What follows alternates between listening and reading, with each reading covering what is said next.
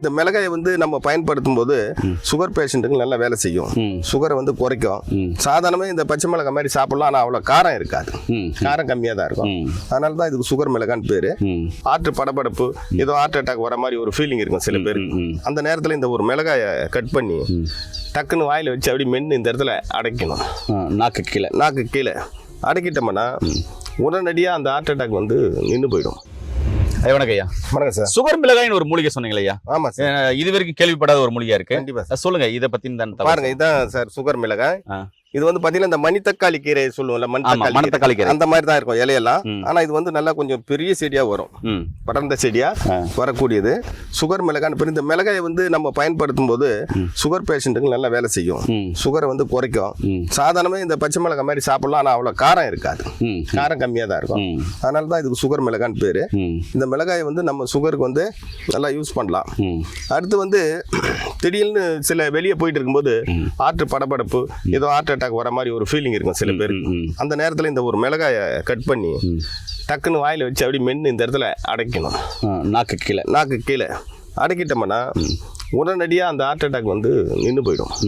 ஏன் நிற்கன்னா, இந்த மிளகாயை வாய்க்குள்ளே வச்சு மென்று சாப்பிடும்போது இருமல் வந்துடும். இருமல் வரும்போது அந்த ஹார்ட் அட்டாக் வரும்போது அப்படி ஸ்டாப் ஆகிடும். அவங்க அந்த நேரத்தில் நல்லா இரும்பாங்க, ரொம்ப சவுண்டா இரும்பும் போது ஆட்டு இயல்பா துடிக்க ஆரம்பிக்கும், நார்மல் ஆயிடும். இது எமர்ஜென்சி வைத்தியம். அதுக்காக இந்த மிளகாய் பயன்படும்.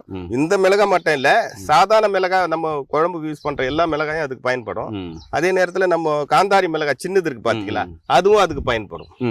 எல்லா மிளகாயும் வைக்கலாம். இது வந்து இன்னும் கொஞ்சம் சிறப்பா வேலை செய்யும். அதனால வந்து சுகர் மிளகான்னு பேரு. அடுத்து பாத்தீங்கன்னா இந்த இலை இருக்குல்ல, இந்த இலைகள்லாம் பறிச்சு துராக்கீரைன்னு ஒரு கீரை சொல்லுவாங்கல்ல, துராக்கீரை இதையும் சமமா போட்டு அரைச்சிட்டு சுகர் புண்ணுங்களுக்கு போட்டோம்னா சுகர் புண்ணு விரைவா ஆறும். ஆமா, சுகர்னால வரக்கூடிய புண்கள் வந்து விரைவா ஆற்றக்கூடிய ஒரு மூலிகை தான் இந்த சுகர் மிளகாய் செடி. சக்கரை நோய்க்கு சிறந்தது இல்லைங்களா? ஆமா, சக்கரை நோயை வந்து நம்ம வந்து இதுல வந்து தமிழ்ல என்ன நீரிழிவு நோய் அப்படின்னு சொல்லுவோம். நீரிழிவு என்றால் அதான் ஒண்ணுக்கு உடனே போயிருவாங்க. அவங்க வந்து சில பேர் இருக்க நீர் சத்தை வந்து வெளியேற்றிக்கிட்டே இருக்கு. அதனால நீரிழிவு நோயின்னு பேரு சுகருக்கு. அது வந்து சக்கரை வியாதி, சுகரு, நீரிழிவு நோய், இப்படி பல பேர்ல அழைக்கக்கூடிய மதுமேகம் சொன்னீங்க கரெக்டா. அது வந்து மதுமேகம். மதுன்னா இனிப்பு. அந்த இனிப்பு வந்து உடல் முழுக்க பரவுறதுனால மதுமேகம்னு ஒரு பேர். அதுக்கு 4 பேர் கொண்ட சுகருக்கு இது ரொம்ப நல்லது.